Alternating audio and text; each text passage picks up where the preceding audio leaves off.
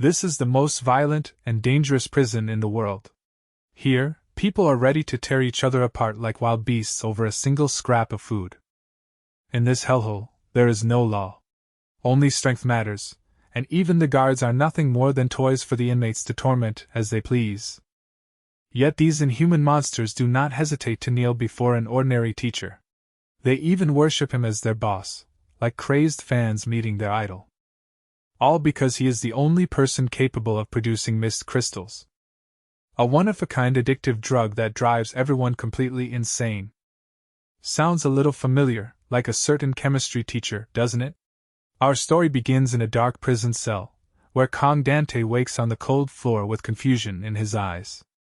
In the corner, a stranger in an orange prison uniform sits motionless with his back turned. Then the sharp eyes behind his black mask suddenly lock onto Dan-tae, making him tense up. In the cramped darkness of the cell, Dan-tae asks nervously, "Who are you?" He scans the cracked room, from the old sink to the locked iron door, growing more frightened by the second. Unable to stay calm, Dan-tae shouts, "What? Where am I?" The stranger gives only a brief reply. "My home." Dan-tae blurts out in disbelief, "Your home? Who are you?" He notices that the man is also wearing prisoner number 0182. Horrifying memories of the riot return. An order to open fire had been given, and the guards were slaughtered. Dan-tae remembers collapsing in the darkness before waking here. He hesitantly asks, "Is this inside the prison? I mean, inside the mist land?" After receiving a confirming nod, he continues suspiciously, "Don't tell me you were the one who brought me here." When the mysterious prisoner admits it, Dan-tae can only stare in shock. Then why? Before he can voice the thousand questions in his head, the masked man suddenly holds out a purple sweet potato and pleads, "Tell me how to grow sweet potatoes. Please teach me." Dan-tae is stunned by the bizarre request. He had thought this was simple stupidity, but ordinary logic no longer applies to this insane situation. Unable to contain his anger, Dan-tae roars, "Sweet potatoes? You dragged me into a den of lunatics just because of that?" Fear begins to take over. Dan-tae realizes the people here are not human in any meaningful sense. They kill without hesitation, and he will soon die too unless he acts. Then Dan-tae stares at the masked man's hand and asks suspiciously, "Wait. What are you hiding in your right hand? A gun? A knife?" Deciding to gamble everything, Dan-tae lunges forward. Damn it. He refuses to remain helpless. Moving in a flash, Dan-tae uses all his strength to slam the man onto the floor. He pins the masked prisoner down and tries to reassure himself. "Got him. I have him under control. Compared with the others, this guy is nothing. He barely stood out in class. If I stay calm, I can handle this." Dan-tae prepares to seize the weapon and finish this. All he has to do is take whatever is in the man's right hand. But he is horrified to discover that the prisoner has no right arm at all. Dan-tae then ties the remaining arm to the bed. "Sorry for using force, but I'm in danger because of your stupidity." Dan-tae straightens his clothes and bitterly admits how absurd it is to be kidnapped from inside prison. Anything can happen in life, apparently. You can even get kidnapped while already incarcerated. He looks at the masked man and mocks him. "You want to know how to grow sweet potatoes? I don't have time to teach idiots. Why don't you just eat them? They might be more nutritious that way." Meanwhile, Dan-tae is already planning his escape. "I have to get out of here." He walks to the door and asks, "When are the guards coming? When is mealtime?" Realizing the door is locked from outside, he calculates that security must be searching desperately after the riot. The moment a guard appears, escaping should only be a matter of time. But when he looks through the gap, his eyes widen. All Dan-tae sees is a wall of thick mist. "Mist? I can't see anything." Refusing to give up, Dan-tae pounds on the door and shouts, "Hey! Is anyone out there?" Then a metallic click sounds, and the door slowly opens by itself. "It opened? Why would a prison door open?" Dan-tae cautiously steps outside and walks toward the white light, swallowing everything. The moment he leaves the room, Dan-tae freezes at the sight before him. This is not a prison corridor, but an endless city of scrap and ruins stretching beneath a hazy blanket of smoke. Dan-tae collapses to his knees, breathing hard. What? Where am I? This isn't a prison. The devastation makes him lose control. He screams in despair. This can't be a prison! Where did you bring me? Where did you bring me? A rough hand suddenly clamps over his mouth from behind. The masked man appears and orders coldly. Be quiet. You've been screaming this whole time. You cannot leave this place, so keep your mouth shut and survive. Dan-tae shoves his hand away and cries bitterly. Survive? In this garbage dump? Are you insane? I'm a decent citizen. I don't belong here. I'm not like you. I'm different from social trash like all of you. His shouting seems to attract something from far away. A gigantic muscular silhouette emerges through the mist. Dan-tae turns in shock, sweat pouring down his face as he faces the terrifying figure. The masked man remains perfectly calm. He glares at the monster and insults it. What are you staring at, you pig? Enraged, the giant roars and throws a crushing punch. Somehow, Dan-tae is the one who gets hit. I told you to be quiet. Dan-tae can only groan in pain. You bastard! The masked man sighs. This is your fault again. Now even my clothes are gone. Furious at being blamed because of the masked man's reckless mouth, Dan-tae yells. Why do you keep doing stupid things that get both of us hurt? Do you really have no brain? Why provoke a monster like that? When the man stays silent, Dan-tae adds, You don't even have one arm. Seeing no response, Dan-tae suddenly feels guilty. Did I go too far? Then the masked man abruptly starts removing his prison uniform. Dan-tae panics. Hey, what are you doing? Ignoring his resistance, the man simply apologizes and continues, leaving Dan-tae screaming helplessly. I'm sorry. Dan-tae stares blankly as the orange uniform is thrown at him. The masked man now reveals a powerful body covered in scars. He orders, Put it on. Dan-tae can hardly believe his eyes. Are you serious? Seeing the strength packed into the man's muscles, he decides to watch his words more carefully.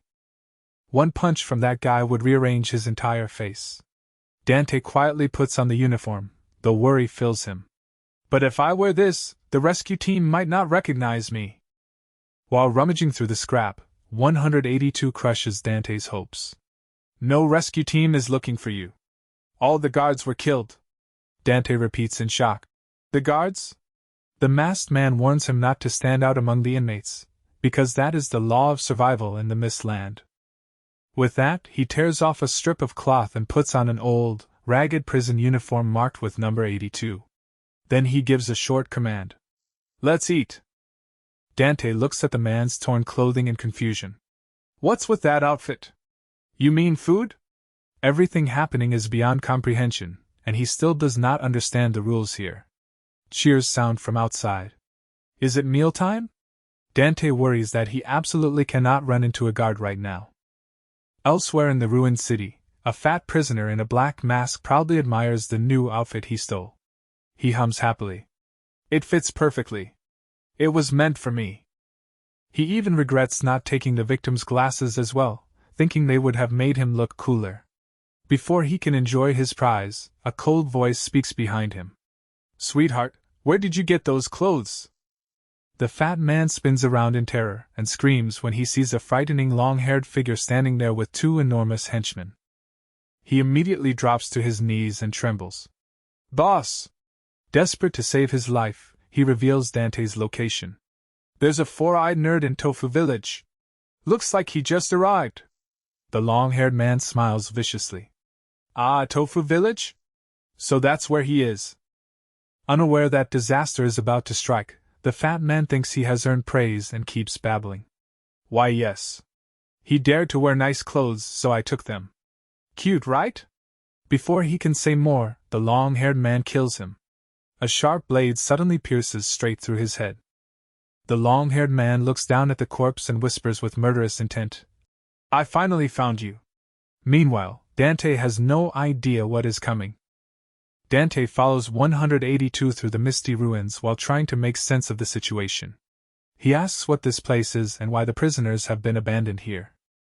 182 gives no proper answer, so Dan-tae presses him. He needs to know whether there is any way back to the outside world. The masked prisoner finally says that this place is called the Mist Land, a place cut off from the outside. Dan-tae struggles to accept that such a world could exist. He keeps asking who controls the place, why no government intervenes, and how prisoners survive. But 182 walks on in silence.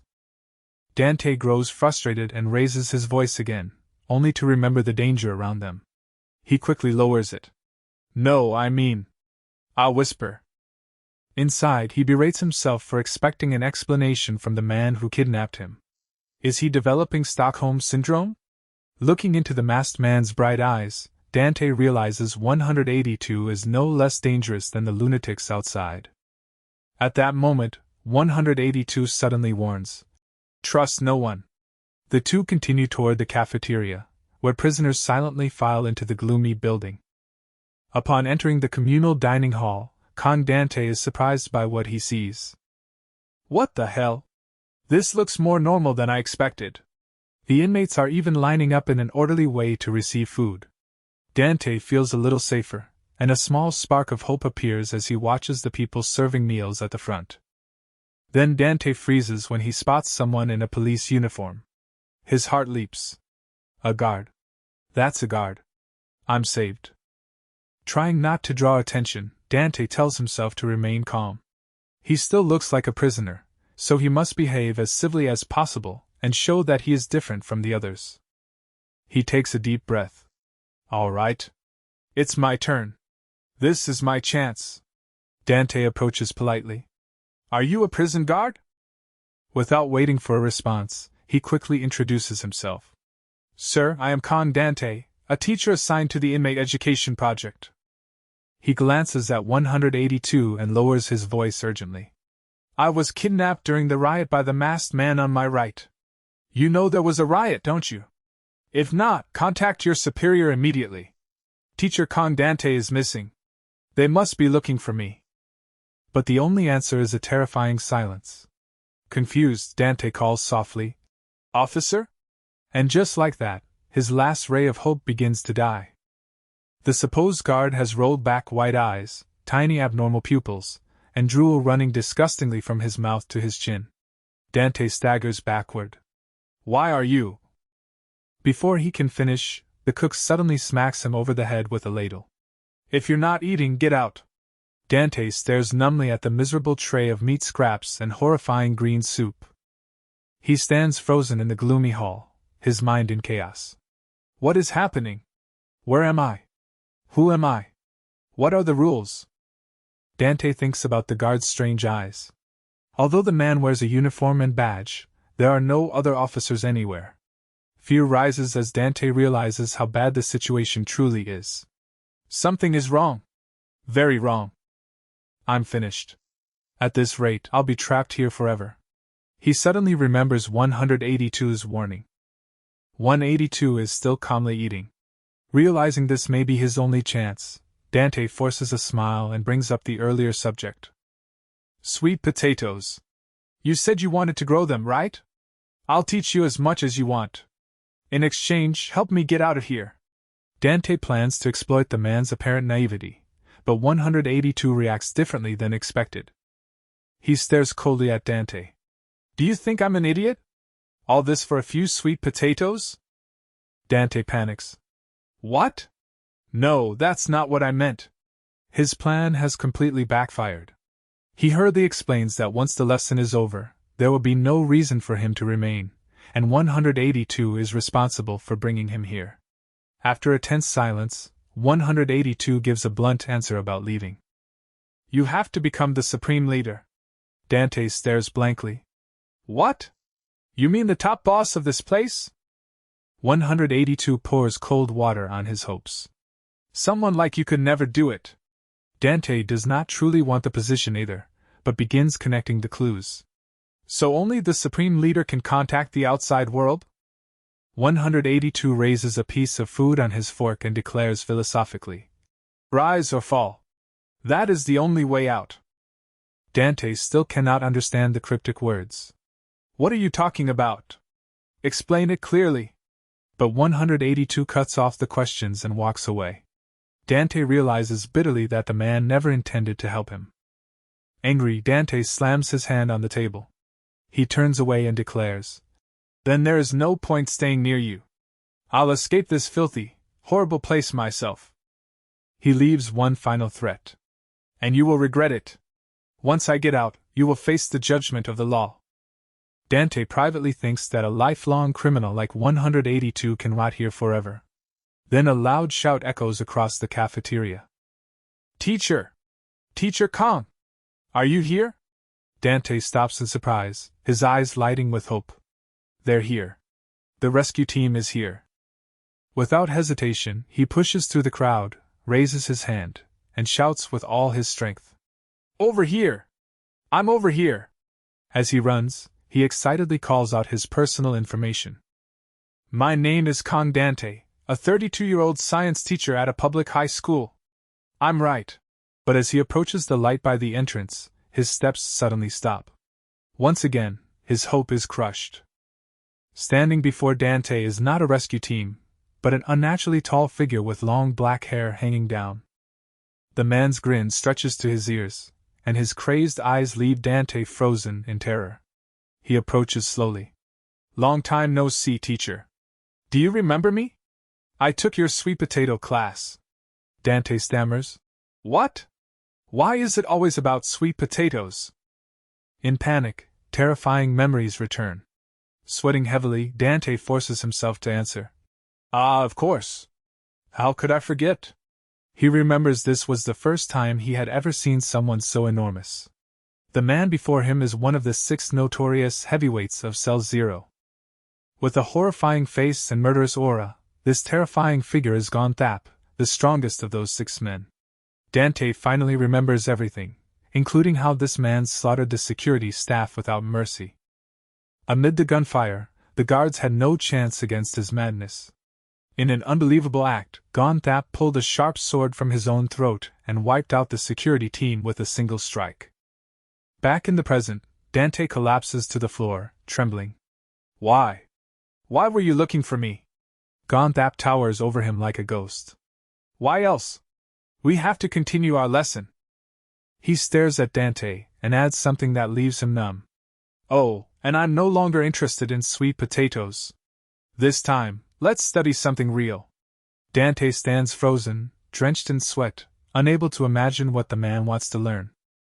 Dan-tae opens his palm, revealing 3 glowing blue spheres capable of producing mist. The surrounding prisoners erupt in excitement. "Mist! It's mist!" Dan-tae stares at the spheres, his mind in total confusion. He remembers 182 asking him how to create this so-called mist. "What is this thing? What are these blue balls?" Seeing his reaction, Dan-tae asks suspiciously, "You really don't know?" He immediately grows agitated, grabs Dan-tae, and roars. "Impossible! You're a science teacher. How could you not know? Aren't teachers supposed to know everything?" "Of course, every teacher has a specialty." Dan-tae shouts bitterly. "I've never seen anything like this. It doesn't exist in the outside world." Dan-tae's eyes turn cold. "But we studied this. We gathered because of the mist, all for your lesson, so we could send you back." Dan-tae freezes at the hidden meaning behind those words. "Forget it." Dan-tae roughly grips Dan-tae's chin, forces him to face forward, and growls. "From now on, we will study together. Right?" He presses one of the blue spheres close to Dan-tae's mouth, leaving him wide-eyed and trembling. Dan-tae thinks in terror, "What the hell is this? If I knew, I would never let him bully me like this." Despite his resistance, Dan-tae keeps trying to force it into his mouth. Dan-tae screams inwardly, "I hate it. I hate this thing." All around them, gray-faced inmates stare greedily, drool running down their chins. Dan-tae struggles with all his strength and shouts, "I said I don't want it." Then he knocks the blue spheres to the floor. The blue spheres roll across the floor while the prisoners stand frozen, staring at them with empty eyes. The instant the spheres touch the ground, some terrifying force seems to possess the gray-faced inmates. They go mad, charging into one another like starving beasts, trampling and tearing at each other just to touch that mystical light. Cries of, "Give it to me! It's mine!" pierced the chaotic hall. Kang Dan-tae stands rooted in shock, unable to believe these people have descended into such madness over the spheres he threw away. Dan-tae towers behind him and remarks with a mocking calm, "See? Everyone wants the mist." He smiles grotesquely, worship in his eyes as he watches the crowd. "Mist is gold. It is a gift from the gods." In the frenzy, the prisoners scream when an old man manages to swallow one of the spheres. "The old man ate it! He swallowed it! Spit it out, you bastard!" The old man stands upright as brilliant blue mist begins glowing from inside his body. With no chance left to claim the sphere, the prisoner's thirst turns savage, and they begin biting and tearing at him. Strangely, he keeps smiling in bliss. Dan-tae watches with contempt. These filthy villagers lose their minds over a single piece of mist. He casually says the old man will probably reach heaven today, or gain some extraordinary power. Then he asks provocatively, "What if there were even more mist?" His greed is not limited to a few spheres. For some unknown reason, he wants a vast supply. "Well? Interested?" Dan-tae cannot endure any more of this insanity. He drops to his knees and vomits in pain and despair. His mind screams with regret. "Why did I come here? What am I doing in this horrible place?" Dan-tae begs weakly, "Let me go home. Please let me go home." Dan-tae only looks confused. Through tears, Dan-tae shouts, "I can't do it. I've never seen anything like this. I'm not a scientist. I'm a teacher. Just a teacher." Dan-tae angrily cuts him off. "Stop talking nonsense. I saw it in a movie. I saw a teacher make and sell good drugs." Dan-tae desperately explains that the man in that film was a chemistry expert and completely different from him. "I'm different. I said I'm different. I don't even have a doctorate. I'm only a high school teacher." Dan-tae looks down at Dan-tae kneeling on the floor and whispers in disappointment, "So you're useless?" He had believed he had found a treasure that would help him seize the top position. "I found you first. I thought I had won and caught a huge fish, but you are only a tiny shrimp." Dan-tae bitterly realizes his mistake. "I thought I could become supreme leader." In fury, he pulls a massive blade out of his mouth. He looks at Dan-tae with utter contempt. "So you're completely useless." Dan-tae raises the blade high, his shadow covering the terrified teacher like an approaching death sentence. His insults strike directly at Dan-tae's deepest wound. Memories flood back to the day he finished school and held his teaching certificate, only to be humiliated by his own family. "What a useless fool! You got a teaching certificate? You're going to teach children?" His parents roared that no one in their family had ever stopped below a doctorate, and that becoming a teacher was merely a cowardly escape after 6 years of failing his dissertation.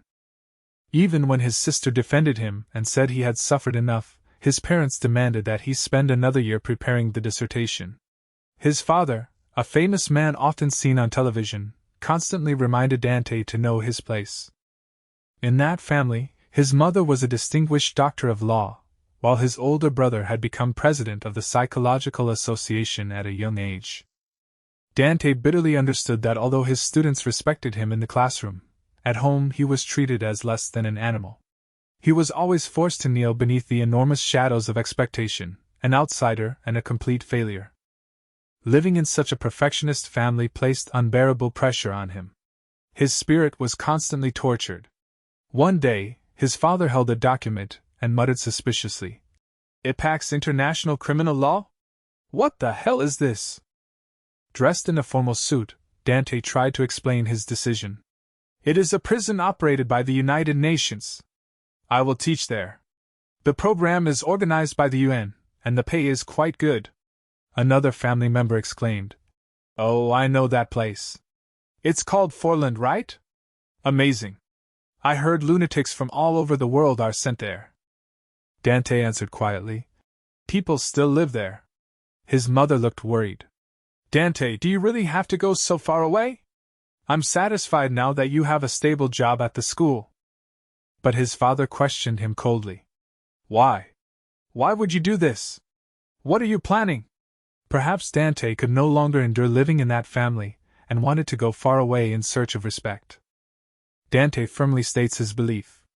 Giving an opportunity to people who have almost none is truly meaningful for an educator. That is what I think. Suddenly, red wine sprays across his face and suit. His older brother offers a fake apology. Sorry, I spilled it all over you. Your speech sounded so noble that I couldn't help myself. Despite being brothers, there is no affection between them. The older brother begins tearing him down. Dan-tae, do you know how unprofessional that sounds? This is only an impulse born from your desire for recognition. You didn't fail to earn a doctorate. You are pretending that you chose another path, pretending that you have your own mission. He forces his own beliefs onto Dan-tae and arrogantly corners him further. You're trying to justify your uselessness with eccentric behavior, aren't you? Dan-tae looks at his brother with hurt in his eyes. Why do you think you have the right to judge other people's thoughts? Yet in Dan-tae's mind, his brother appears as a giant cratered moon, cold and oppressive. The merciless judgment continues. This is recklessness. Doing stupid things because of an inferiority complex only proves that you truly are stupid. Haunted by those words, Dan-tae is shaken by how closely his current situation matches them. Back in the cruel present, he cries out in pain and regret. Yes. My brother was right. I am an idiot. Because of one foolish decision, Dan-tae collapses onto the cold ground, his mind breaking apart. I'm going to die. I'll die miserably in this filthy, hideous place. The ruined city lies desolate beneath the haze, as though waiting to swallow his fragile life. Thinking of his bleak past and terrible present, Dan-tae gives up. He closes his eyes and accepts the end, regretting that his ignorance brought him here. But at the critical moment, a hand snatches an iron fork from a table. The fork whistles through the air and pierces Dan-tae's arm. Dan-tae clutches the badly wounded limb and screams. In panic, he stares around. A gun? Who dared bring a gun in here? But 182 has already closed in from behind and grabs his long hair. Overwhelmed by absolute strength, the giant can only gasp in confusion. Dan-tae watches in disbelief, tears still running over his battered face. The person saving him is the same man who brought him here. 182 appears with glowing blue eyes and a cold, decisive expression, ready to finish his enemy. Without giving Dan-tae a second to breathe, 182 launches a relentless barrage at terrifying speed. The giant who had been arrogant moments ago can only stare in horror, as he is completely overwhelmed. The dry crack of breaking bones echoes through the dark hall. The proud tower of Cell Zero begins to shake and crumble before 182's unimaginable strength. The supposedly invincible tower finally falls, proving that Dan-tae's reign is over. Dan-tae stares numbly at 182 standing like a god of war. The surrounding inmates suddenly erupt in thunderous cheers. A new star has been born. They scream excitedly, desperate to know the identity of the man who caused this upheaval. A new star! Tell us your name! Ignoring all praise, 182 turns coldly toward Dan-tae and gives a brief order. Teacher, let's go. Dan-tae can only stare after him in shock. 182 walks away in silence, leaving behind the prisoner's worshipful and fearful gazes. Whispers begin spreading through the room about the mysterious teacher and the masked fighter. Dan-tae still has not fully recovered. Trembling, he touches his body and stammers with overwhelming joy. I'm still alive! I'm alive! Alive! Watching the lonely back of the man who saved him, he can only think, this person is incredibly strong. 182 stares into the distance and murmurs. The sweet potato, was that a lie? With dark red stains still covering his face, Kang Dan-tae asked suspiciously. First, why did you sign up for that class? Was it because of the mist too? 182 suddenly turns and asks directly. Can you make mist? Dan-tae jumps and waves his hands frantically. And no! Please spare me. I'm sorry! He hurriedly explains that he originally joined because he heard they would receive new clothes. He remembers 182 stopping earlier when a line of inmates blocked the road.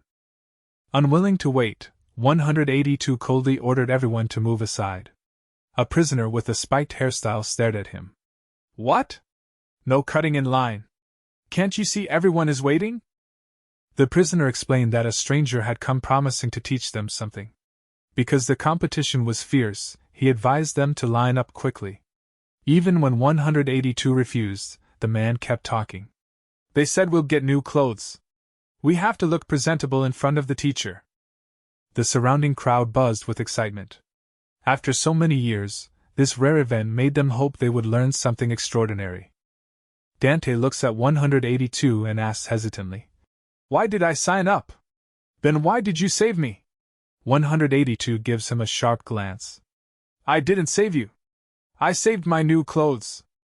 The answer makes no sense, but before Dan-tae can question it, 182 adds, "You taught me nothing, and you even wet your pants." He points directly at the stain on the uniform, leaving Dan-tae speechless with shame. Later, in the bathing area, Dan-tae sits washing the clothes while other prisoners hurry past. He thinks that somehow he has ended up with clothes of his own, though the method was questionable.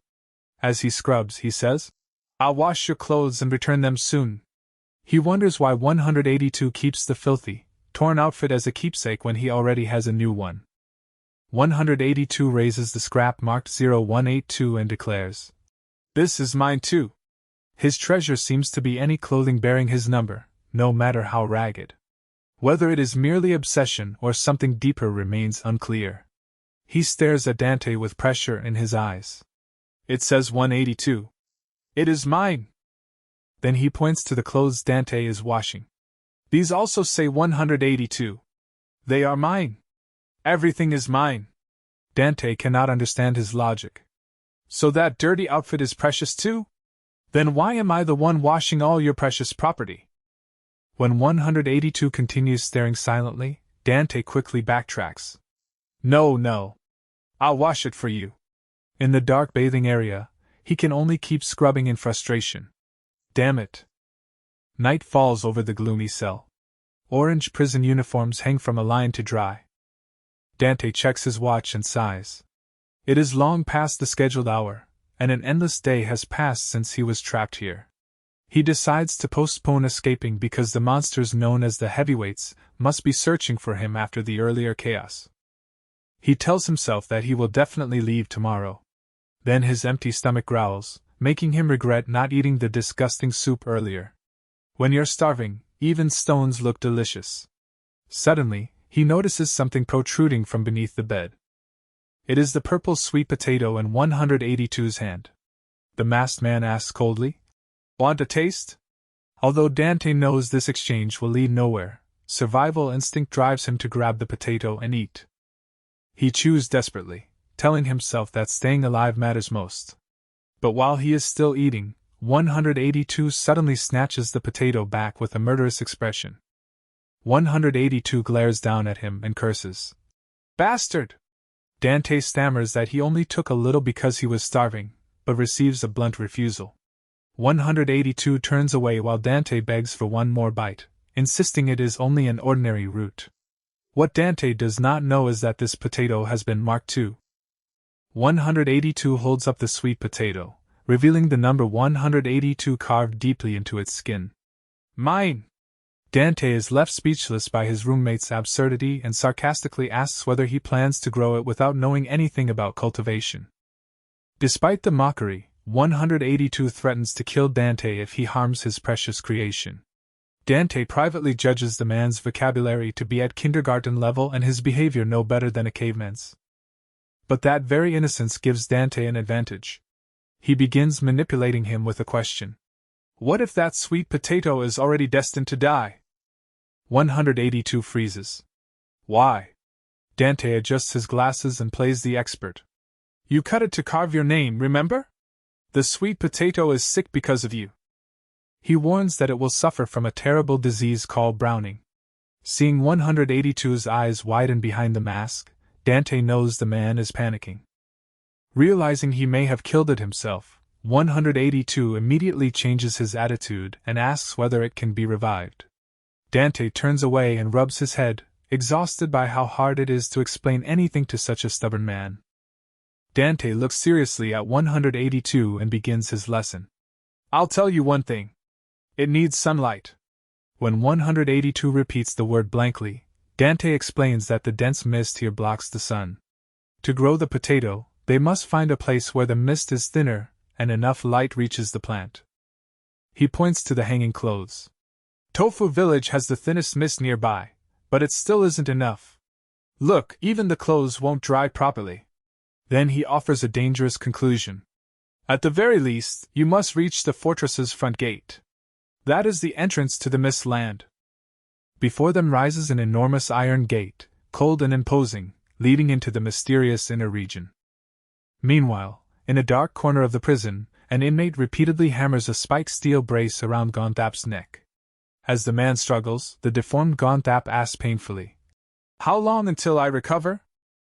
The repairman assures him that he brought the best architect, but a companion mocks him. "You should have brought a doctor, idiot!" It looks as though he plans to rebuild Gonthap's face like a wall. Gonthap groans, "Damn it! What the hell happened?" He thinks about the power he accumulated over years in the mist, his spine tougher than reinforced steel, and especially his nearly unbreakable neck bones. Yet 182 shattered them with a single blow. Unable to accept his own defeat, he directs his hatred toward Dan-tae. "That stupid teacher is finished. I have to catch the brat. He must be hoarding mist somewhere." Then a deep voice speaks behind him. "So you really did find the teacher?" Gonthap turns and sees a muscular man with tattoo-covered arms standing with commanding authority. The stranger mocks his broken neck. "You still crawl into other people's hideouts like a rat." Gonthap invokes their old agreement. "We formed an alliance. We said we would share if we found the teacher." Dan-tae has become a rich prize for the wolves to fight over. Yet Gonthap still clings to his mad dream. "I will become supreme leader." The tattooed man suddenly snatches the hammer from the repairman's hand, grips Gonthap's head with the other, and growls, "Your dream is far too large for your talent." Gonthap panics. "Wait. Attacking an injured man is cowardly, isn't it?" The stranger narrows his eyes with murderous intent. "Whenever I see trash like you, I want to smash it apart." A terrifying force comes down at once. He swings the hammer and shatters the steel frame protecting Gonthap's neck. The scene becomes a massacre, with bodies scattered across the cold floor. The hound, marked by a savage wolf head tattoo on his back, orders his men coldly, "Let's go." Their next target is already clear. The entire gang races toward Tofu Village on motorcycles, speeding through ruined buildings beneath the gray mist. Even prisoners have motorcycles here. Meanwhile, Kang Dan-tae and 182 struggle on foot with heavy black sacks. Panting, Dan-tae complains, "What the hell is inside this? It's too heavy." 182 answers simply, "Mine."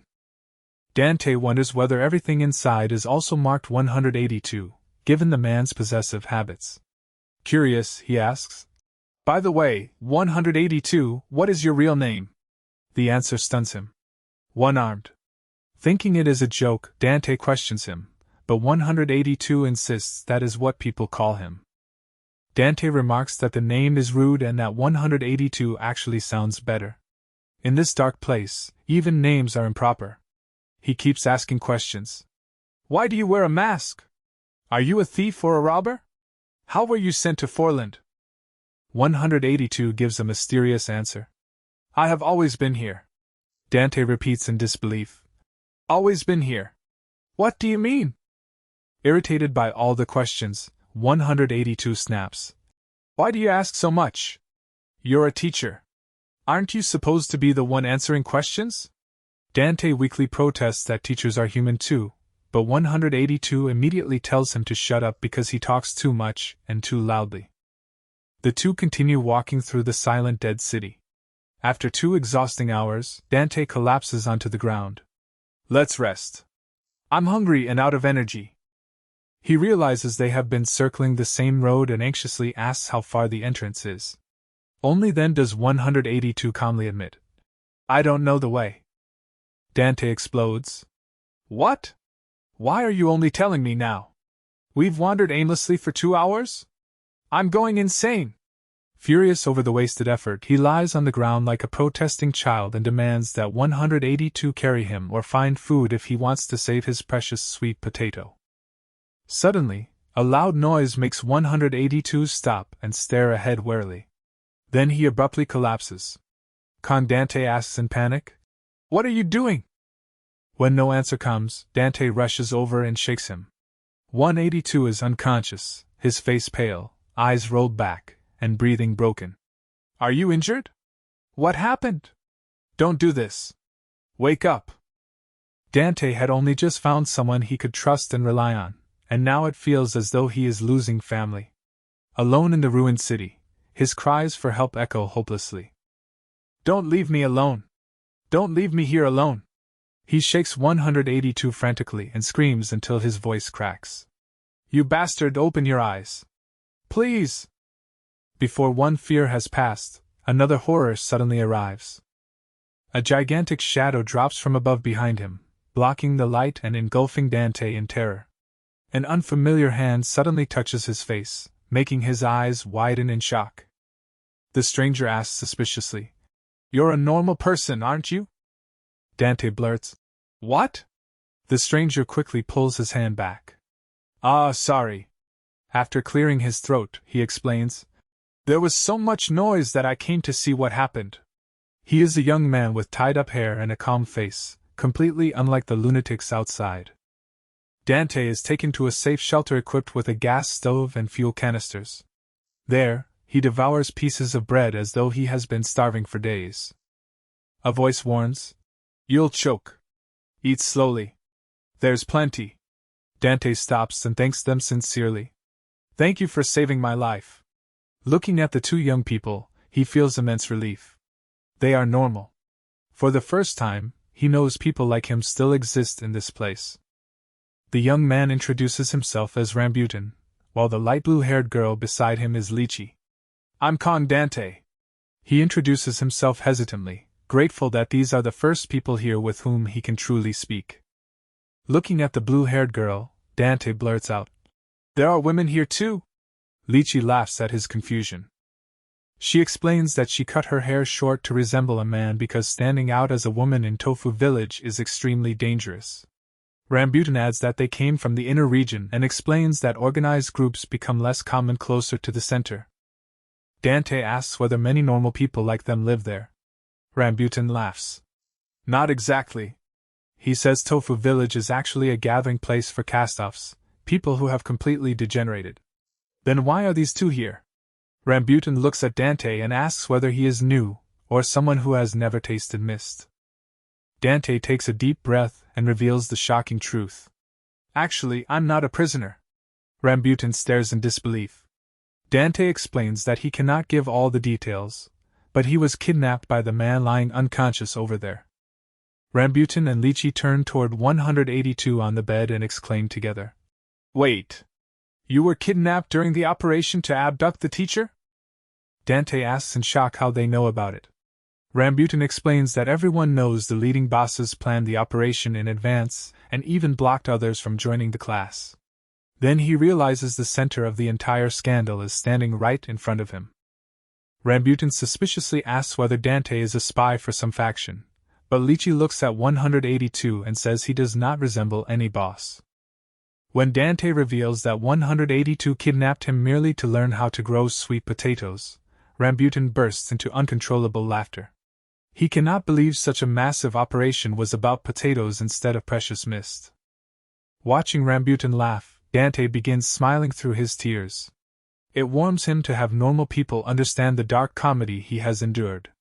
Lychee tells Rambutan to stop laughing at another man's suffering and asks about Dan-tae's current situation. Dan-tae admits he has been following 182 and using him as a bodyguard, but does not know why he suddenly collapsed. He guesses heat stroke, but Lychee rejects that. "It's limbo," she says, explaining that it is a symptom of mist withdrawal. Dan-tae remembers the people he saw collapsed in the streets. They were all in limbo because their bodies were severely deprived of mist. Rambutan says 182 should wake soon, but warns that repeated limbo episodes gradually melt the brain. Sitting at the table with his new friends, Dan-tae asks thoughtfully, "Then what exactly is mist?" Lychee and Rambutan stare as though he has asked the impossible.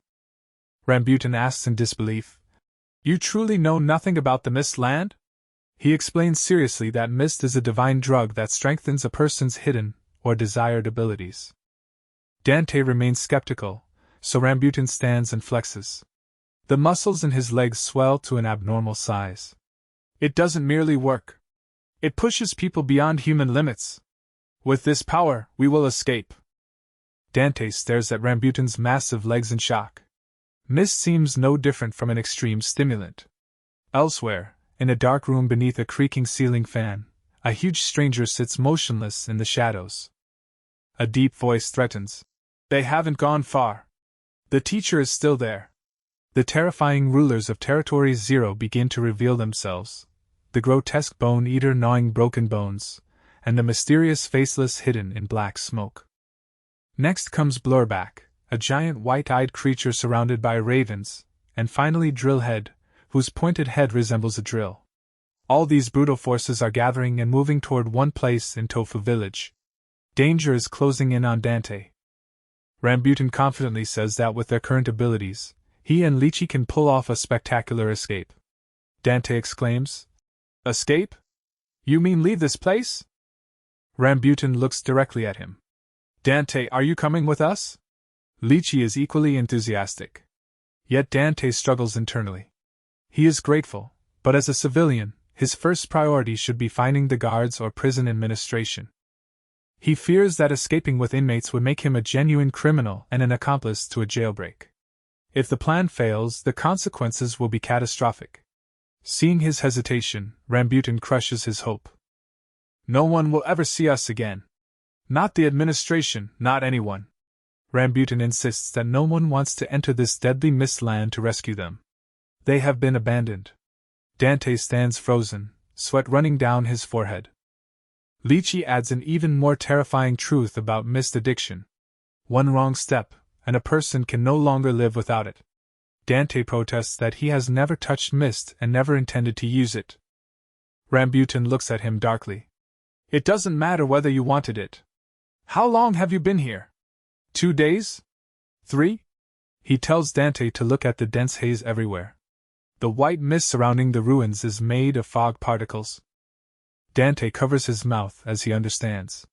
Fog is considered a blessing that awakens extraordinary abilities, and simply being here means he has already inhaled many particles. Using powers requires a large dose, but becoming addicted only requires breathing this air.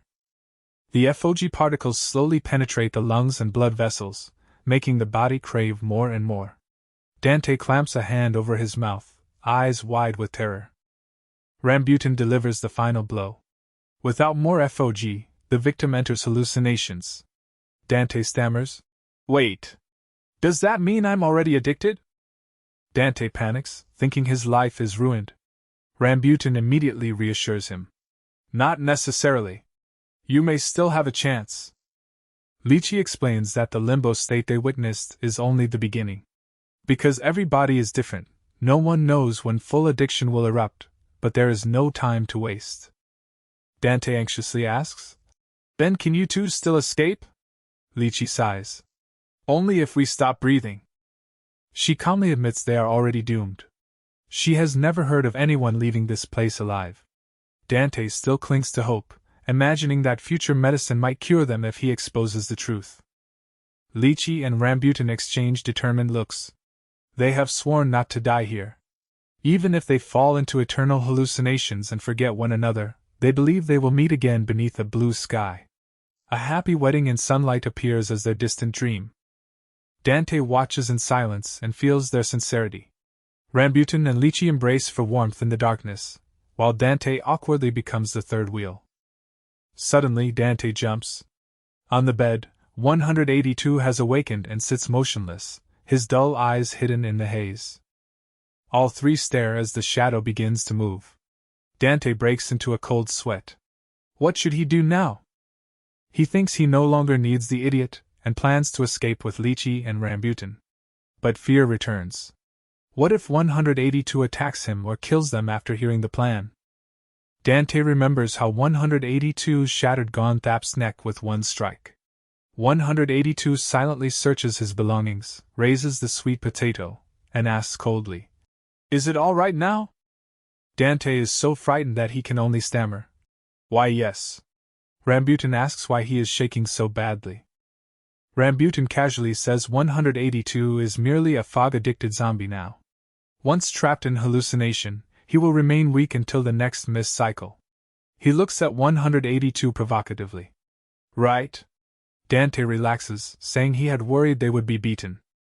Dan-tae thinks that if 182 is no longer a threat, his plan has become much easier. Rambutan suddenly raises his leg to finish the defenseless 182. With murderous intent, he asks Dan-tae, "Shall I take care of him?" Seeing 182 unable to defend himself, Dan-tae quickly stops him. Wait. Calm down. He grabs Rambutan and prevents needless bloodshed.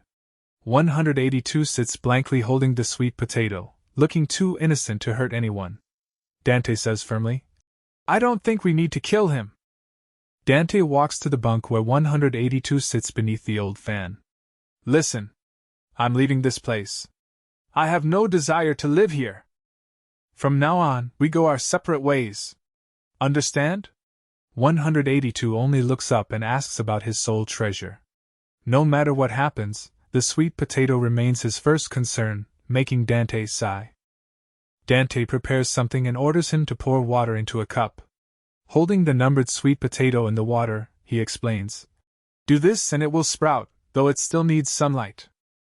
Now you must let your precious friend sunbathe, right?" Ignoring 182's blank face, Dan-tae pushes him toward the door and urges him to hurry before the light fades. When 182 weakly admits that he is lost, Dan-tae shows no sympathy. "So am I, Rambutan, get this man out of here." Even as 182 cries that he will follow, Dan-tae decides to risk his life and escape. He resolves to go even if gunfire awaits, or he is arrested for aiding a jailbreak. Then the cup suddenly falls and shatters, spilling water and the sweet potato across the cracked floor. Behind it, 182 collapses once again and lies completely motionless in the gray mist. His breathing weakens, and his cloudy eyes stare into nothing beside the lonely sweet potato among the debris. Mist withdrawal has taken away his control again. In a dim room lit only by a television, a little girl asks a boy, "Do you know what a puppy is?" He innocently answers, "A kind of cat?" She smiles and explains that puppies are animals like crows, but soft, tiny, and adorable. When raised, they understand human words and run over when called. A small dream grows in her heart. She wants a puppy someday after escaping. But before the dream can last, cruel reality drags everything back into the dark mist. 182 crawls on the ground, trembling as he reaches toward the sweet potato. He whispers to it like a tiny living creature, "Come here." Dan-tae anxiously asks Rambutan, "What is the exact plan? How will we escape?" Rambutan silently flexes until his leg muscles swell and answers, "I'll show you. Obviously, we use our legs." In an instant, Rambutan leaps with incredible force. The ground cracks and a violent shockwave makes Dan-tae cover his head and scream. Dan-tae looks up in disbelief. A huge hole has been punched through the ceiling, revealing the gray sky of the mist land. Rambutan's specialty is his incredible jumping power. Their plan is to launch over the towering walls. The group begins moving through the ruined corridors of the dead city toward an escape route. In the silence, Lychee suddenly stops. Her eyes turn white and empty. She kneels and rapidly sketches on a huge sheet of paper, creating something like a detailed digital map. Dan-tae realizes this is her ability to reproduce everything she has seen. "You mapped all of Forland?" Lychee explains that she memorized the route from the central district to this point, but it represents only a small part of the inner world. Dan-tae stares at the detailed alleys, shocked by how enormous the place must be. She says they have already mapped much of Tofu Village's base and scale, and soon the full boundary of Forland will appear. Dan-tae points at a blank area. "You haven't drawn this part." He notes, "For wanderers there." Lychee snaps when he touches her work. Dan-tae explains that he is only marking dangerous points, then points curiously to a red symbol. "You mark strange things too. What is this?" Their argument grows tense because he touched her map. Rambutan cuts in firmly. "We will escape soon, He asks Lychee which direction to take. She points ahead. This way. Rambutan grabs Dan-tae's hand. Let's go, teacher. Using his monstrous leg strength, Rambutan clamps onto Dan-tae and Lychee and leaps into the air, cracking the ground. They land in a dark alley where gray prisoners stagger like zombies. White, hostile eyes emerge in the haze. One prisoner asks, "Do you have FOG?" A prisoner with a black bag over his head is surrounded. The crowd curses and demands his FOG, then orders him to hand over the bag. A fat inmate suddenly slaps another man and screams that he is starving. The bag-headed prisoner is beaten mercilessly amid the chaos. A thin man carrying a spoon approaches with a horrible grin. "Fine. I'm starving too. Let's eat him raw." He reveals that rumors claim human flesh contains FOG, and even Bone Eater consumes people for that reason. The surrounding inmates panic at the thought of cannibalism because once it begins, none of them will survive. But the fat man roars that if flesh contains FOG, they must take a bite. The spoon-wielding man approaches the victim and wonders where to begin. He considers cutting the throat and drinking blood, then decides to gouge out the eyes. Before he can act, a terrifying force descends. The hound appears with a muscular body and glowing eyes. One thunderous strike sends the spoon-wielder flying far away, leaving a brutal scene. The prisoners stare in shock. His appearance throws the crowd into panic as they recognize him. It is the hound. Cries of "Run!" fill the alley. The prisoners flee for their lives. Amid the debris and defeated men, the hound stands before the bag-headed prisoner. He glares and growls. "I finally caught you." A flashback reveals that the hound was actually the one who abducted Dan-tae. He smashed through glass and stood beside the unconscious Kang Dan-tae. Grabbing Dan-tae by the collar, he declared, "I've won." He carried the teacher over his shoulder and quickly left the ruined city. He mocked the other fools for fighting without noticing the teacher had been stolen. He also hated Dan-tae for using one of his men as a shield and making the alliance meaningless. Suddenly, the hound stops and becomes alert. Someone is following him, though he still does not understand why everyone is fighting over Dan-tae. While carrying Dan-tae, he is blocked by a stranger. "Which team are you from? Bone Eater? Drillhead?" The figure is none other than 182 with his familiar black bag over his head. Instead of answering, 182 raises the purple sweet potato and asks, "Is a sweet potato an animal too?" The hound shouts, "What nonsense are you talking about?" 182 calmly replies, "You don't know?" Ask the teacher. The hound loses patience and calls him insane and useless. 182 continues provoking him. "Let the teacher educate you." The hound can no longer contain his anger. He roars and charges, throwing powerful punches that raise explosions of dust. 182 narrowly dodges each blow. The hound is shocked by his speed as glowing eyes approach behind the black cloth. 182 uses the sweet potato itself as a weapon and drives a precise strike into the hound's ribs. The hound folds in pain and is thrown away, blood spilling from his mouth. He cannot believe the weapon was a sweet potato. The impact sends him rolling through tires and scrap. 182 approaches and looks down coldly. "Thieving dog! How is the teacher?" The hound laughs mockingly at the helpless figure. 182 has fallen completely into limbo, eyes rolled back and drool hanging from his mouth, unable to resist. He grabs 182 roughly and demands, "Is there fog here? What world are you wandering in?" At the hound team's secret base, a dark memorial honors their fallen deputy, Ground. Among scattered beer cans, brutal torture begins. The dry crack of broken fingers echoes through the room. 182 offers no resistance as his face is beaten out of shape. A henchman says he has truly lost his mind. They demand to know where Kang Dan-tae is hiding. In delirium, 182 bargains. "Give me some fog and I'll tell you everything." His stubbornness enrages Slick, the hound team's second in command. Slick orders another finger broken, and when told all 5 are already shattered, orders them to move to the toes. 182's endurance is terrifying. Watching the torture, Slick impatiently suggests giving him one fog sphere to save time. The hound immediately refuses. Seeing Slick dismiss 182 as a skinny boy, he becomes deadly serious. You think he's only a thin kid? Look at that body.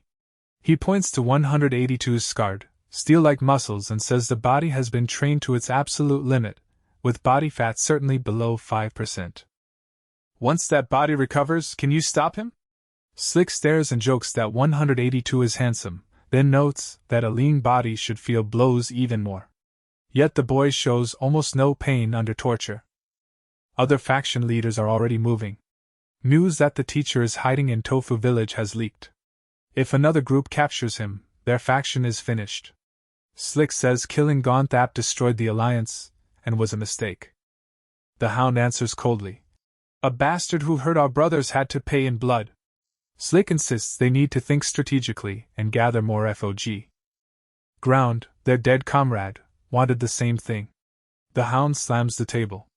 Of course we won't let Ground's death be meaningless. He carries a beer can to the memorial and declares that for Ground, they will rise to the highest position together. With his weak point touched, the hound lowers his guard and raises the beer. A toast to Ground. The men behind him repeat the words solemnly. For Ground! Slick cries with emotion about glory. But as the hound drinks, he suddenly chokes and sprays beer over the memorial portrait, alarming everyone. The men panic over the beer-covered portrait. Clutching his injured ribs, the hound reassures them that he merely choked, though they nearly thought he had died from drinking. Deep inside, the hound remembers the instant 182 attacked him. In that brief moment, the strike landed with perfect precision on his ribs.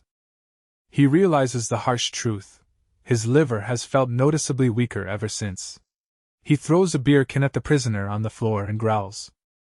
I don't know what the others think, but you cannot fool me. The hound insists that 182's attacks were pure technique, not luck. In Forland, most people only rely on fog-enhanced strength. 182, however, uses Krav Maga, an Israeli combat system designed to strike weak points and disable an opponent quickly. Glancing at 182's military boots, the hound asks, You were a soldier, weren't you? Meanwhile, Kang Dan-tae, Rambutan, and Lychee move cautiously through the ruined buildings. Dan-tae suddenly cheers when he sees an iron gate ahead. Believing it is the exit, he rushes forward with renewed hope. But his joy vanishes when a guard tower rises before them. Dan-tae wonders whether guards are stationed there and considers approaching them, but Lychee immediately crushes that hope. She calls the idea insane. Anyone who wanders near the tower will be shot on sight. Accepting her logic, the group hides behind cargo crates to avoid the guards' bullets. During the tense moment, a bizarre creature with a pointed head resembling a giant sweet potato appears before them. Dan-tae recalls. What the hell is that? Seeing the strange shape, he blurts out. A sweet potato. The remark wounds the creature's pride. He glares with white eyes and roars. Don't call me a sweet potato! He moves close and demands to know whether Dan-tae thinks his head resembles one. Dan-tae points at him in panic. That man was in the class too! Rambutan immediately shields Dan-tae and tells him to step back, realizing the enemy is no ordinary inmate. He is a faction leader. Dan-tae cannot believe it. Another leader? Behind the strange man, prisoners wearing traffic cones on their heads charge forward. Dan-tae watches in horror as the henchmen attack wildly with their traffic cones, turning the area into chaos. The strange man leaps high enough to crack the ground, lands with force, and announces, I am Drillhead. Drillhead approaches with ambition blazing in his eyes, claiming to have the greatest potential to become supreme leader. He reaches toward Dan-tae. Teacher, come with me. Once again, Dan-tae is invited to join another gang. He raises his hands helplessly, but before Drillhead can touch him, someone charges in. Rambutan lands a thunderous blow on Drillhead and stands protectively before Dan-tae. The teacher is coming with us. Drillhead is sent flying, traffic cones scattering as he crashes down. He rises with glowing, furious eyes. What the hell are you? Rambutan warns him to stay out of it because they found the teacher first. Insulted, Drillhead calls him a mangy dog and demands to know why he is not afraid. Drillhead gathers power in his legs, then begins spinning his body at dizzying speed like a living drill. Dan-tae stares at the bizarre sight. Drillhead launches into the air and dives headfirst underground, creating a deep crater and cracks across the road. Dan-tae screams, "It's coming!" as the ground explodes and races toward them. Rocks scatter under the force of the underground drill. A triumphant laugh sounds through the dust. Rambutan braces himself as the ground collapses. Drillhead mocks him for being slow while enormous stone spikes erupt rapidly from below. Rambutan tries to leap away, but the destruction is too great. The cracked ground leaves him unable to carry everyone clear, and Dan-tae can only cover his head and scream. Drillhead identifies an opening and launches the finishing attack. A sharp stone pillar erupts with tremendous force, piercing Rambutan's position and throwing him away. After the relentless assault, Rambutan is badly beaten. Lychee screams his name in terror. Her feminine voice makes the surrounding prisoners stop. They whisper, "A woman's voice?" Lychee covers her mouth too late. The gray-faced men realize a woman is among them and become crazed with excitement. They rush her like starving beasts, grabbing and tearing at her clothes while she struggles. Dan-tae realizes she is suffering because she protected him and collapses in tears, whispering, "No!" In desperation, Dan-tae grips a sharp stone. "Stop!" he shouts and hurls it at the men attacking Lychee. The unexpected throw shocks everyone. Lychee stares at the timid teacher, who now shows a firm will to resist evil. Dan-tae pants, bloodshot eyes burning with anger behind his glasses. He seems to lose control, grabbing stones and throwing them wildly into the crowd. The inmates are injured and confused by the sudden fury of this bookish man. Lychee calls Dan-tae's name and tells him to regain his senses. Still trembling and clutching the final stone, he urgently asks whether she is all right. Without hesitation, they turn and run at full speed. The prisoners stare after Lychee and refuse to let such a beautiful woman escape. Meanwhile, Rambutan gathers himself for an explosive counterattack. A tremendous collision fills the area with dust. Just as the three are about to escape, Drillhead catches Dan-tae. Before Rambutan's shocked eyes, Drillhead drags Dan-tae deep underground. At the Hound team's base, 182's interrogation continues. The Hound asks whether he came from the military, perhaps special forces. He admits that he and 182 are similar. Before coming to Forland, he too lived for real combat and fighting. He orders Slick to take 182 downstairs so he can see what skills the prisoner has. Knowing both are soldiers, he warns everyone not to give 182 even a trace of FOG. The heavy iron gate slams shut. Inside, Slick, with the words, "Justice," tattooed on his chest, looks deeply dissatisfied. When a subordinate asks whether they should act, Slick insults him. Privately, he begins considering betrayal because he believes the Hound lacks the ability to lead. Slick believes whoever controls the most fog has the best chance of becoming supreme leader. He praises Inko's drawing talent, and says it may even qualify him to be a boss. Trying to undermine the Hound, Slick also praises Back for using his weight effectively, and claims the gang has enormous potential. When Back asks about his strange behavior, Slick boasts that his IQ has been rising lately. He mocks the Hound as more stupid every morning. Standing before the men, Slick declares that the age of climbing through muscle is over. Intelligence is now the true power.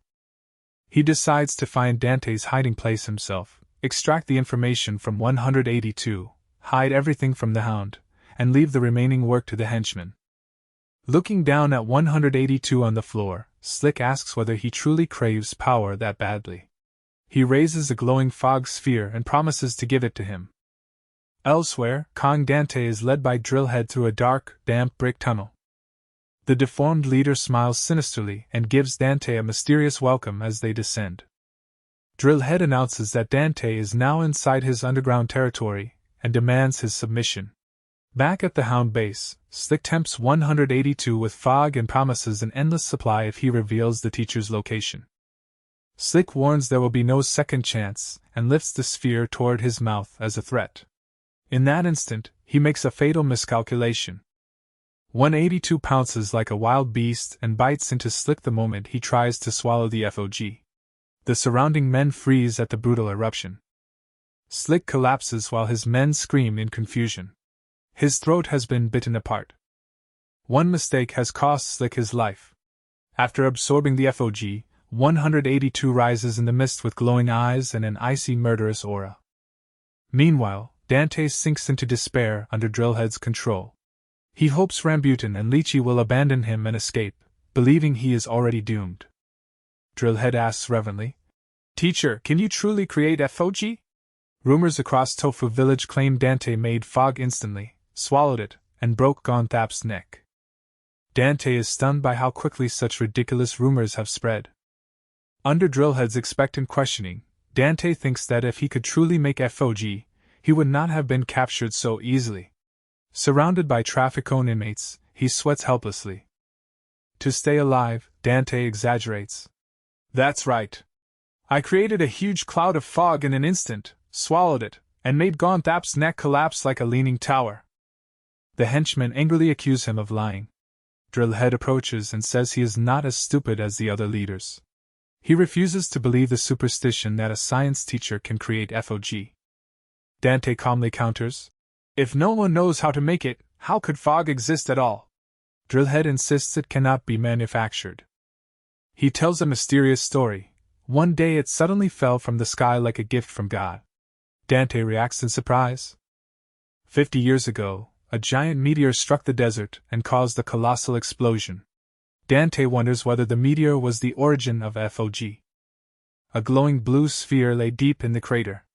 Drillhead warns that after 50 years, fog is rumored to be running out, signaling an approaching apocalypse. That is why they desperately seek someone who can create more. Dan-tae realizes fog is a finite resource. Drillhead confirms that humanity fights over the small amount remaining, but says it can also be recycled and orders his men to bring something in. A pale corpse is placed before Dan-tae. Drillhead says the prisoner died after using fog and asks whether fog can be extracted from his blood. Dan-tae recoils at the horrifying scientific proposal. Drillhead mentions a machine, and Dan-tae identifies it as a centrifuge. The leader wants to separate fog from the blood because heavy exposure saturates every cell. Dan-tae realizes they intend to drain the corpse completely. When Drillhead asks whether the method is possible, Dan-tae tries to avoid answering. He suggests simply inhaling harder because mist is everywhere. Drillhead moves close and roars that if it were that easy, he would not be searching for a solution. He explains that airborne mist cannot be collected directly. It must be compressed under enormous pressure into a solid mass. Dan-tae is stunned, but admits the idea is not entirely foolish. Night passes over the mist land and gives way to the pale light of morning. Drillhead stares at a glowing mist sphere and insists it can be done. Grabbing Dan-tae's collar, he forces him to admit that even air can be collected with the right method. A loud disturbance signals approaching disaster. At the Hound base, the Hound cheerfully opens the door and calls everyone to breakfast, but his smile immediately vanishes. Every member of his team lies defeated across the floor. His eyes redden with rage and grief. He collapses amid the debris and roars toward the sky. Elsewhere, the old cafeteria sign hangs in the gray air. 182 enters in a torn orange uniform, staggering after the massacre at the Hound base. Prisoners whisper as he approaches the food counter. Ignoring their hostile looks, 182 whispers only, "Water." A prisoner wearing a bucket on his head tells him to stop causing trouble and get in line. His sudden line-cutting enrages everyone. Insults fill the room, and 182's gray hand slowly clenches. In a violent burst, he smashes the food counter, sending trays and meals everywhere. The room falls completely silent. He raises murderous eyes and repeats coldly, "Water." In the dark room, the sweet potato marked 182 remains in a glass of water, waiting to sprout. 182 sits in a corner, staring blankly at his only treasure. Elsewhere, Dan-tae watches liquid drip slowly into a container of glowing blue solution, his face tense behind his glasses. He holds his breath until excitement overcomes him. It worked! Standing before a large plastic sheet collecting shining droplets, he shouts wildly, "This is fog water! I'm a genius! I'm saved! No one will dare touch me now!" But he celebrates too early. Back with 182, the sweet potato in the glass has not grown at all. Realizing he was deceived, 182 radiates terrifying killing intent. His eyes glow through the black bag. Teacher, you lied to me. I'll kill you. Elsewhere, a heavily made-up prisoner asks Rambutan and Lychee whether they want to cooperate and escape together. Rambutan confirms they plan to escape side by side and that there is definitely a way out. But the prisoner's smile vanishes, replaced by a cold glare. He growls, "Escape through faith? Stop dreaming and get out of my sight." Lychee notes that despite his foolish face, no one here can be trusted. Rambutan looks into the distance and wonders whether Dan-tae is truly the only person ignorant of FOG, or whether the escape proposal hides another plot. Lychee sets aside the suspicion and locates Drillhead's lair on her map. Inside the dark lair stands a strange mist-condensing device. It is based on a machine that extracts water from desert air by cooling moisture until it condenses at the dew point. Dan-tae replaces the original mesh with highly breathable insect netting and bends it to guide the condensed mist into a reservoir. He calculates that the collected water should contain a high concentration of FOG. Because the humidity is high, the yield exceeds his expectations. Drillhead stares at the glowing liquid in amazement.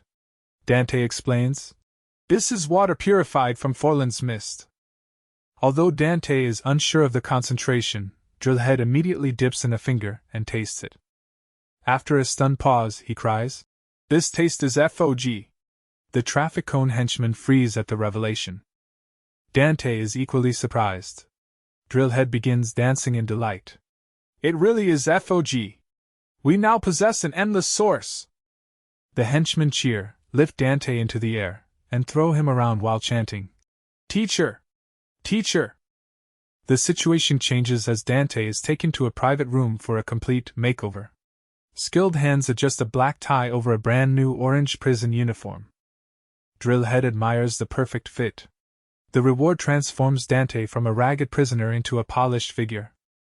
He asks whether Dan-tae likes it, boasts that the tailored uniform is rare, and declares that no one will dare touch him now. "Welcome to the Drillhead gang.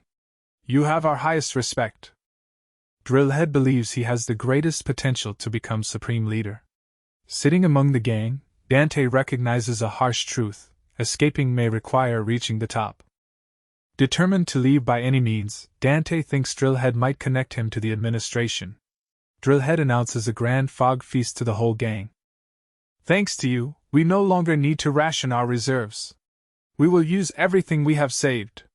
With madness in his eyes, he says the feast will serve his own ascension. Dan-tae asks blankly, "Ascension?" Then a mountain of glowing blue fog spheres is poured before them. Horns and drums thunder through the dark lair as the traffic cone followers begin a bizarre ritual around the glowing pile. The musicians create a feverish, haunting atmosphere. Drillhead raises a hand for silence and stands beside Dan-tae before the mountain of mist. Dan-tae stares in horror. All of it is FOG. He wonders whether they plan a collective drug binge and expects everyone to overdose. On a high platform, Drillhead spreads his arms before his warriors. He declares that this is the moment their labor bears fruit, and that he will perform the ascension ritual with all the fog they gathered. The henchmen scream excitedly and place complete faith in their leader. Drillhead smiles proudly and orders Dan-tae to watch the birth of an emperor. Dan-tae, forced to wear a flower crown, looks utterly bewildered. Drillhead grabs handful after handful of glowing fog and stuffs it into his mouth. Dan-tae thinks in shock, is he going to swallow all of it alone? The crowd cheers while Drillhead keeps devouring the entire pile without sharing even a little with his followers. But his thirst is still not satisfied. Drillhead roars in agony. It isn't enough, and wonders whether ascension will succeed. He feels his limit approaching but keeps forcing himself onward. Suddenly he collapses, convulsing as his swollen stomach emits brilliant blue light. His men rush over in panic. Drillhead whispers in disappointment that perhaps today is not the right day, despite consuming more fog than ever. His followers reassure him that his talent is so great that it needs more time. A guard suddenly shouts that his head looks longer. Feeling the change, Drillhead roars with excitement as his head stretches unnaturally. "It's growing!" This is ascension! The lair erupts in celebration, and the traffic cone followers crowd around asking whether he feels a new power. With glowing eyes and an impossibly long head, Drillhead babbles that he can feel the source of the universe, and see every truth in existence. Dan-tae stands frozen as Drillhead rants about a deep blue hell. Then the expected ascension turns into disaster. Drillhead's body cannot withstand the massive fog load and explodes in brilliant blue energy. The blast sweeps through the lair and throws the henchmen away. It is not ascension but complete collapse. Through the dust, Dan-tae understands how thin the line is between rising and falling. The guards scream as their leader disappears. But before they can mourn, another excited cry rises. Fog! A huge amount of fog pours from where Drillhead fell, covering the dark space like rain. The starving prisoners throw themselves into it, dancing and screaming in a collective frenzy. Dan-tae stands at the center of the chaos, watching people drown in the brilliant hallucination of this blue hell. Drillhead has exploded, leaving total disorder. One prisoner tries desperately to stop the crowd from absorbing too much. No one listens. He grabs Dan-tae and pleads, "Teacher, stop them! You're the leader now." Dan-tae stares in disbelief. "Me?" As the guards call for reinforcements, he refuses the role and leaps into a deep pit to escape their desperate cries. He falls through endless darkness, his mind breaking apart. Dan-tae screams that none of this can be real and begs himself to wake from the nightmare. In the darkness of his subconscious, a blue light appears with a familiar figure waiting. A cold whisper says, "I told you," and the past returns. The giant moon-faced image of his older brother emerges and repeats the judgment. Dan-tae cries, "Brother, save me! Get me out of here!" But the only response is humiliation. His brother says appearances do not matter because they are merely a ridiculous, cowardly mask. Dan-tae sobs and screams, "Enough!" With no lifeline coming, he sinks into the second stage of collapse, where selective facial blindness begins consuming his mind. He realizes bitterly that he cannot remember his brother's real face. In broken memories, it appears only as a cold, empty circle, like the strange round-headed figure Dan-tae drew as a child. His brother once held up that drawing and mocked him, saying he should never become an artist. The remembered face constantly changes into a lion, a clown, a crying mask, and even a demon. Dan-tae decides to imagine it as a shapeless black circle. Suddenly, a glowing blue figure screams his name, shocking him awake. He gasps and sweats, realizing he is sheltered inside a canvas tent. Lychee and Rambutan anxiously ask whether he is awake. Dan-tae wonders whether everything was only a nightmare. Lychee explains that they found him unconscious beneath the gate of Drillhead's lair and carried him to this shelter. Dan-tae asks emotionally whether they came back to save him. Lychee smiles. "Of course. We agreed to escape together." Dan-tae apologizes for delaying them and then says Rambutan also needs rest after traveling so far. Lychee opens the tent flap and announces that they have reached the base of the wall. She found a position without a guard tower. Beside the fire, Dan-tae asks whether Drillhead really died. Rambutan confirms the grim truth.